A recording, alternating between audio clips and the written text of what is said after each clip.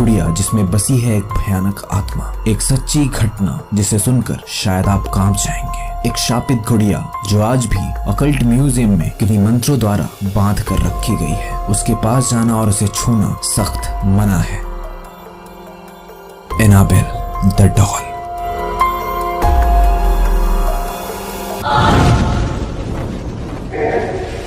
My bitch got a body like Alba. What up, dog? I'm the alpha. So you better watch out, bro. And that goes for. इस कहानी की शुरुआत होती है 1970 में, जब एक माँ एक हॉबी स्टोर से एंटीक सी दिखने वाली गुड़िया लेकर आती है। वो ये गुड़िया अपनी बेटी डोना को उसके जन्मदिन पर गिफ्ट करती है। डोना उस वक्त नर्सिंग की पढ़ाई कर रही थी और एक अपार्टमेंट में अपनी फ्रेंड के साथ रहती थी। डोना अपनी माँ की दी गई डॉल को अपने बेड पर एक कोने में सजा देती है। कुछ ही दिनों में डोना और उसकी फ्रेंड को उस डॉल के बारे में कुछ अजीब और डरावना सा अनुभव होने लगता है। उन्होंने देखा कि डॉल अपने आप ही अपनी पोजीशन चेंज कर रही थी। मतलब वो डॉल को जिस पोजीशन में छोड़ के जाती थी, वापस आने पे वो उस पोजीशन में नहीं होती थी। उसकी पोजीशन चेंज हो गई रहती थी। शुरू में तो ये मूवमेंट बहुत मामूली होते हैं, जैसे कि डॉल का एक जगह से घूम जाना, पर जैसे जैसे दिन बीतते हैं ये मूवमेंट बढ़ता जाता है। अब हालात ये हो जाते हैं कि जब वो दोनों कॉलेज से घर आते हैं तो डॉल कभी उनके दूसरे कमरे में, कभी सोफे पर और कभी कुर्सी पर मिलती है। यहाँ तक कि कमरा बंद होने के बावजूद भी वो डॉल अपनी जगह बदल देती है। डॉल को लाने के 1 महीने बाद ही हालात और भी पेचीदा होने लगते हैं। अब उन्हें कमरों में कागज पर लिखे संदेश मिलते हैं। कागज पर हेल्प मी लिखा होता है और राइटिंग किसी छोटे बच्चे की हैंड राइटिंग जैसी होती थी।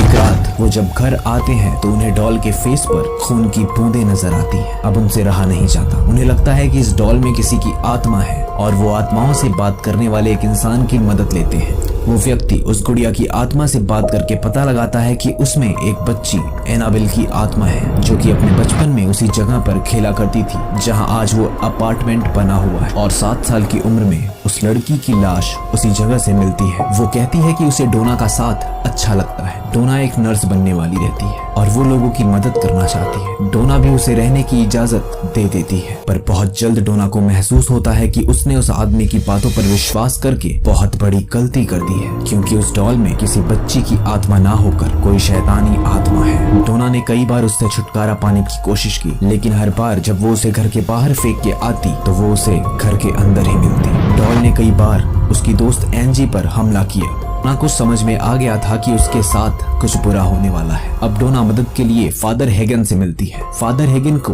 ये सब शापित आत्मा का मामला लगता है, इसलिए वो डोना को अपने सीनियर फादर कुक के पास भेजते हैं। फादर कुक इन्वेस्टिगेशन के लिए पैरानॉर्मल एक्सपर्ट एडवर्ड वॉरेन और लॉरेन रीटा वॉरेन को वहाँ भेजते हैं। एड और लॉरेन तीनों फ्रेंड्स से बात करते हैं और एक हफ्ते तक उस डॉल के व्यवहार का अध्ययन करने के बाद इस नतीजे पर पहुंचते हैं कि गुड़िया में सच में कोई शैतानी आत्मा है, जो कि डोना के शरीर पर कब्जा करना चाहती है। इनके अनुसार वो आत्मा अब कुछ ही दिनों में डोना के शरीर पर कब्जा करने वाली थी। इसके बाद एड और लॉरेन ने डॉल को अपने साथ ले जाने का फैसला किया। जब वो उस डॉल को अपनी कार में लेकर लौट रहे थे तो उस डॉल ने कुछ ऐसी हरकतें शुरू कर दी जिसका अंदाजा उन दोनों को नहीं था। असल में उस गुड़िया ने उन्हें अपनी पूरी ताकत से रोकने की कोशिश की। गुड़िया ने बार बार कार की स्टीयरिंग घुमाने की कोशिश की, मानो कि वो उन्हें कहीं और ले जाना चाहती थी। बड़ी मुश्किल से एड और लॉरेन ने उस पर हॉली वाटर डाल के उसे शांत रखा और अपनी मंजिल तक पहुंच पाए। एड और लॉरेन ने उस शापित डॉल को मंत्रों का प्रयोग करके एक कांच के शोकेस में बंद किया। शोकेस को मंत्रों द्वारा बांध दिया गया ताकि शैतानी आत्मा फिर से बाहर न आ सके। आज भी ये गुड़िया उसी शोकेस में ऑकल्ट म्यूजियम में रखी हुई है, जहाँ आने जाने वाले लोग उसे बाहर से